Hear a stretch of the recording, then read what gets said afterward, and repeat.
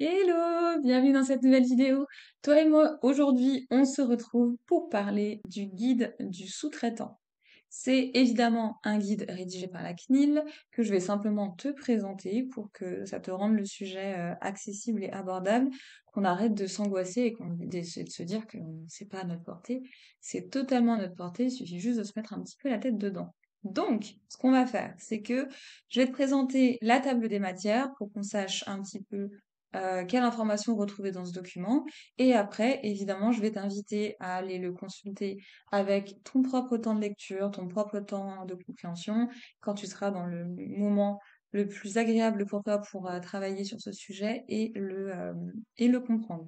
Donc, ce fameux guide non, entre rien du tout, le fameux guide du sous-traitant, décidément, se compose de la chose suivante. Oh, vraiment, j'ai brodé, mais ça se sent. Premier point, êtes-vous un sous-traitant au sens du règlement européen sur la protection des données? Ça, c'est cool parce que tu sais, je te l'ai dit, la popote juridique, c'est de définir les choses positivement et négativement. Et dans la catégorie des définitions négatives, bah, tu sais quoi, on va scroll. Comme ça, on va regarder un petit peu le contenu. La chose que j'ai envie de te lire aujourd'hui, décidément, c'est ça. Une définition négative de ce qu'est, de ce que n'est pas, évidemment, un sous-traitant, c'est ne sont pas concernés dans les mesures où ils n'ont pas accès et ne traitent pas de données à caractère personnel, les éditeurs de logiciels ou les fabricants de matériel, badgeuses, matériel biométrique, matériel médical, etc. En fait, ce que n'est pas un sous-traitant au sens du RGPD, et attention, sous-traitant au sens du RGPD et un sous-traitant au sens du droit commercial, ça n'a rien à voir. Sous-traitant au sens du RGPD, c'est quelqu'un qui n'a pas accès et ne traite pas des données à caractère personnel. Boom check. Donc voilà, là après tu vas avoir un petit exemple de qualification de sous-traitant et de responsable de traitement. Et voilà. Voilà donc la première fiche qu'on va voir, elle répond à la question: êtes-vous un sous-traitant au sens du règlement européen sur la protection des données? La deuxième fiche qu'on va voir, c'est: êtes-vous soumis au règlement européen sur la protection des données? Évidemment, je t'invite à lire le contenu qui est, bon, comme tu le vois, très clair, très limpide. Et aussi, tu as une vidéo de YouTube, c'est absolument ce que j'ai dit et on va rester sur ça, qui a été créée il y a quelques semaines. Donc, je te mettrai évidemment le lien de la playlist en fin de vidéo. Ensuite, quel est le principal changement apporté par le règlement européen pour les sous-traitants? Ce document, ce guide, comme tu le vois, il date de 2017. Aujourd'hui, on est en 2022. Donc, est-ce que tu as vraiment besoin de savoir ce qui s'est passé en 2017? Si tu es curieux, curieuse, évidemment, fonce. Sinon, tu peux te concentrer uniquement sur ce qu'il y a ici. Quelles sont nos obligations en tant que sous-traitant? Et là, on va rapidement, vraiment très rapidement, juste les regarder pour que tu apprécies un peu mieux la différence entre le responsable de traitement, le sous-traitant et le DPO ou la DPO. Obligation du sous-traitant, une obligation de transparence et de traçabilité. Effectivement, comme on te confie les données personnelles euh, d'un responsable de traitement, il faut qu'on sache évidemment et qu'on encadre, c'est ce que je te disais la dernière fois et je sais que tu t'en souviens, hein, tes responsabilités et ta mission dans un contrat avec ton responsable de traitement, mais il faut aussi qu'on sache comment tu travailles, dans quel logiciel tu mets ces données à caractère personnel, qui dans ton entreprise y a accès, etc., etc. Et donc effectivement, tu as une obligation de transparence et de traçabilité pour que ça soit clair. Toi, tout soit clair pour ton responsable de traitement et tout ça soit clair pour les personnes dont tu as les données à caractère personnel.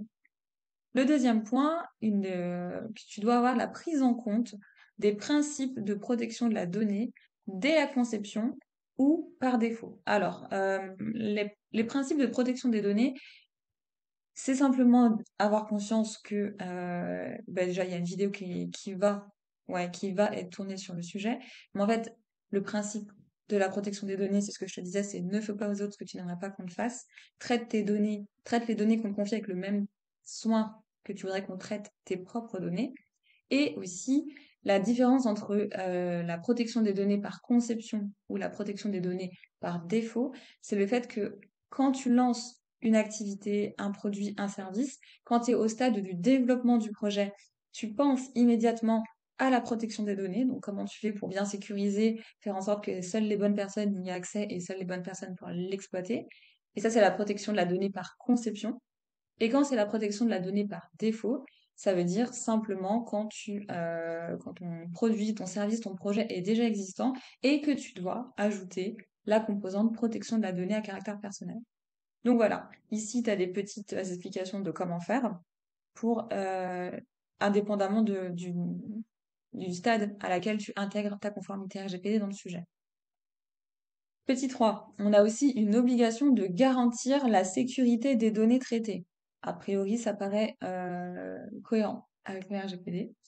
Et on a une obligation d'assistance, d'alerte et de conseil.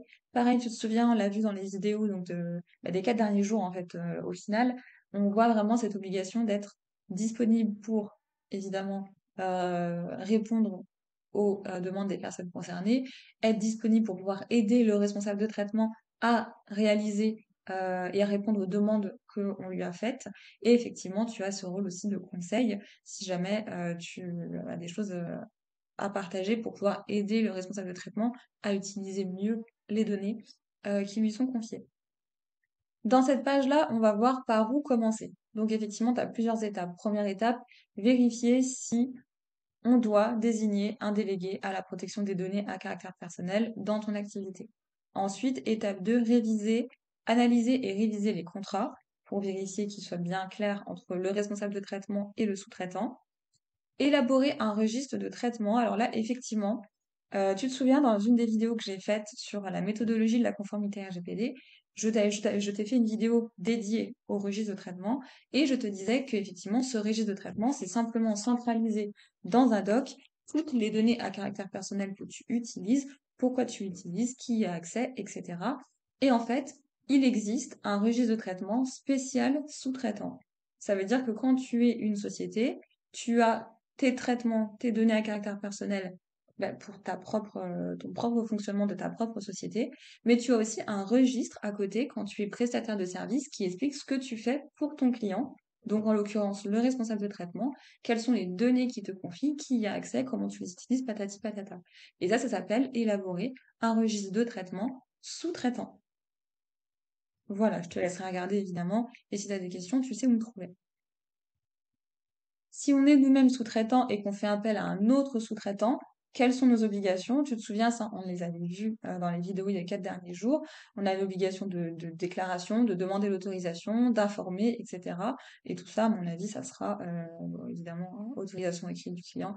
Bon, jusque-là, rien de délirant. C'est précisé. Autre point de ce guide du sous-traitant rédigé par la CNIL, les contrats en cours avec mes clients doivent-ils être, doivent-ils être modifiés? Donc on a la réponse qui est évidemment oui, soit parce que tu as des contrats existants mais qui ne sont pas à jour, ça arrive dans 90% des cas, ou soit tu n'as carrément pas de contrat, donc c'est bien d'en avoir un. Je me souviens, je t'avais expliqué l'importance de rédiger un contrat entre un responsable de traitement et son sous-traitant, c'est évidemment d'encadrer la responsabilité et les missions pour que ça soit clair pour tout le monde et simple. Quel est le rôle du sous-traitant en cas de violation de données? On l'a vu dans les précédentes vidéos et ça va être revu ici évidemment. Tu as une bonne partie d'assistance pour pouvoir aider ton responsable de traitement à gérer au mieux la violation de la donnée. Quel est le rôle dans le cadre de l'analyse d'impact? C'est pareil, ça sera précisé, mais tu as effectivement aider ton client dans la réalisation parce que tu as accès à des informations qu'il n'a pas, donc tu dois pouvoir lui fournir pour qu'il puisse faire son job correctement. Puis-je bénéficier du mécanisme du guichet unique? Je vais te laisser regarder dans ce paragraphe parce que là, je t'avoue, je l'ai pas lu et je n'ai pas l'info pour l'instant en tête. Quelles sont mes obligations si je ne suis pas établie dans l'Union européenne? Eh ben voilà, justement, tu te souviens, on en parlait il y a quelques jours, et effectivement, tu peux simplement aller revoir les vidéos qui répondent à ce sujet et lire le paragraphe, c'est une logique sans nom. Quels sont les risques en cas de non-respect de mes obligations? Bon ben là, boum, t'as tout ce qui t'explique, t'as tout expliqué clairement. Et on a aussi un exemple de clause contractuelle de sous-traitance. Alors, attends, je vais juste faire un truc, 2 secondes. Donc voilà, cet exemple de clause contractuelle de sous-traitance, c'est le dernier point de cette présentation du guide du sous-traitant. Je vais m'arrêter là pour cette vidéo parce que le but, c'était effectivement juste de te présenter rapidement le document pour que tu te sentes confiant et confiante de le consulter, que tu pas peur, que tu vois que c'est du français et que c'est largement à ta portée, il faut juste te concentrer un peu. On va s'arrêter là pour cette vidéo et nous, on va se retrouver pour une prochaine vidéo avec l'analyse détaillée de cet exemple de clause contractuelle de sous-traitance. Voilà, je te souhaite une belle journée, je te retrouve très vite. Bye bye!